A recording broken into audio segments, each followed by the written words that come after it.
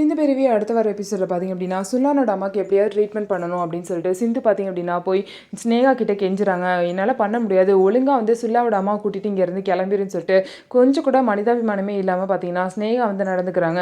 இருந்தாலும் பார்த்தீங்கன்னா சிவா நான் அவங்களுக்கு ஃப்ரீயாக நான் ஆப்ரேஷன் பண்ணுறேன்னு சொல்லிட்டு சிவா சொல்லியிருப்பாங்க.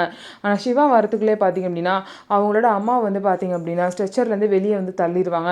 தள்ளிட்டு இவங்களை இங்கே ஹாஸ்பிட்டல்லேருந்து வெளியே தூக்கி போடுங்க அப்படின்னு சொல்லி ஸ்னேகா ரொம்பவே மோசமாக நடந்துப்பாங்க. அந்த நேரம் பார்த்து சிவா அங்கே அவங்க மேலே ஏதாவது கை வச்சிங்க, இங்கே நடக்கிறதே வேறு, நான் அவங்களுக்கு ஆப்ரேஷன் பண்ணுவேன், இது யாருமே தடுக்க முடியாதுன்னு சொல்லிட்டு பார்த்தீங்க அப்படின்னா சுல்லாக்கு அம்மாவுக்கு சப்போர்ட் பண்ணுறாங்க சிவா.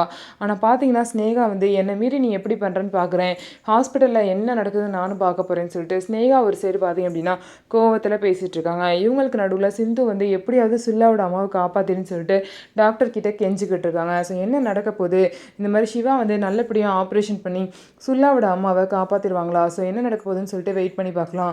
நம்ம வீடியோ உங்களுக்கு பிடிச்சிருந்தா நம்ம வீடியோவை லைக் பண்ணிக்கோங்க, மறக்காமல் நம்மளோட சேனலை சப்ஸ்கிரைப் பண்ணிவிட்டு பாருங்கள்.